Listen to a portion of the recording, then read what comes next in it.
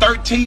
Let us talk. Yeah. Go ahead, baby. What you want to know? How many kids you have? I got 33 daughters and 13 boys. Damn. 22 baby mamas. How many 2 grandkids? ex-wives. 12 grandkids. Only out of 3 daughters. So imagine when a... Wow. Now, what I would say to Thugnificent here is that this is no surprise.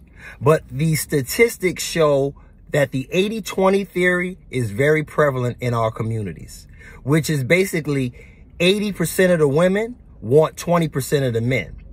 And they end up procreating with irresponsible men that have children from multiple women, and those men have limited resources.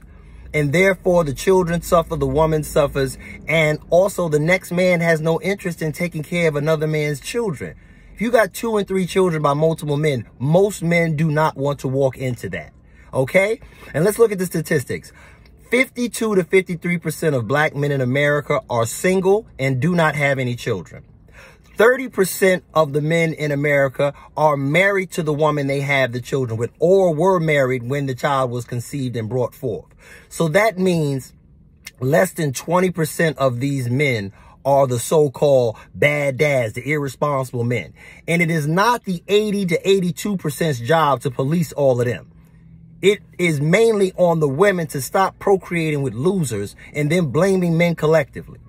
Now, let's dig a little deeper into this. In Memphis, there was a study done in which 3 men had gotten 25 women pregnant with 77 kids. And that proves the fact that these women are sleeping with the same men. And it has to stop. That is the first step to us having more nuclear families. Women, stop procreating with men that don't want to marry you, don't want to be with you in long-term relationships. And like I always say, it's your responsibility because you decide who lives and who dies. Yes, the men are irresponsible out there who are shooting off at women, but you have to first control your body. Outside of rape or pedophilia or some man physically forcing himself on you, you decide who has access to your body. And I think it's something we really need to work on in our community.